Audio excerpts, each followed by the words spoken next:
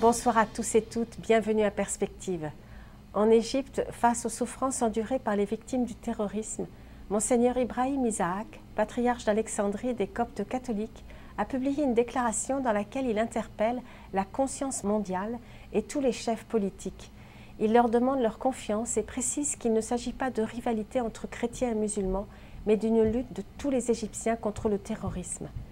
L'intégralité de ce message se trouve sur notre blog celeslumières.tv.org/blog.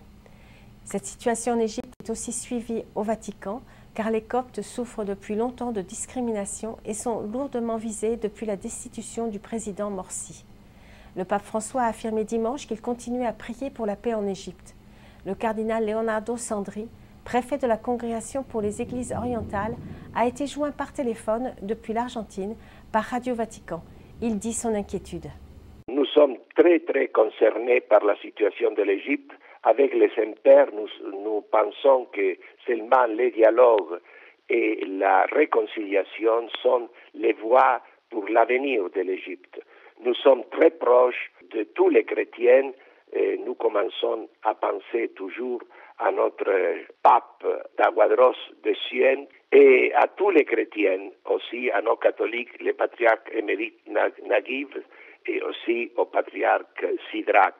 Nous prions pour eux, pour leurs églises, et nous souffrons avec eux, et nous espérons que tout l'Égypte puisse reconduire son futur à la réconciliation et à la paix. Il n'y a pas de futur sans respect des uns pour les autres, et donc nous espérons qu'entre les chrétiens et les musulmans puisse vraiment croître la réconciliation et l'amour.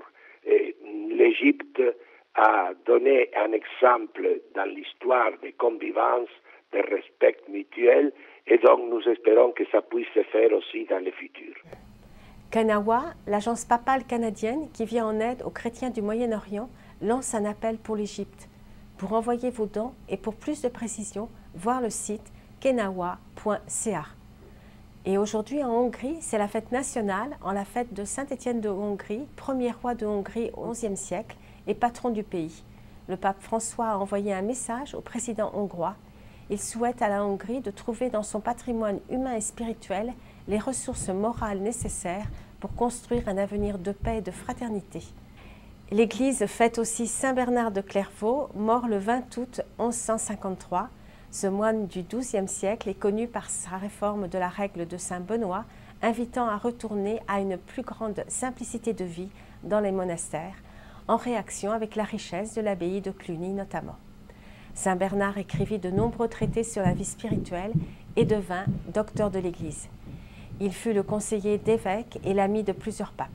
Il avait une grande dévotion envers la Vierge Marie. Les cisterciens et les cisterciennes le fêtent dans tous les monastères, notamment au pays, à Rougemont, Saint-Jean-de-Matha et à Notre-Dame du Bon Conseil à Saint-Benoît-Labre. Bonne fête à toute la famille cistercienne. À la prochaine.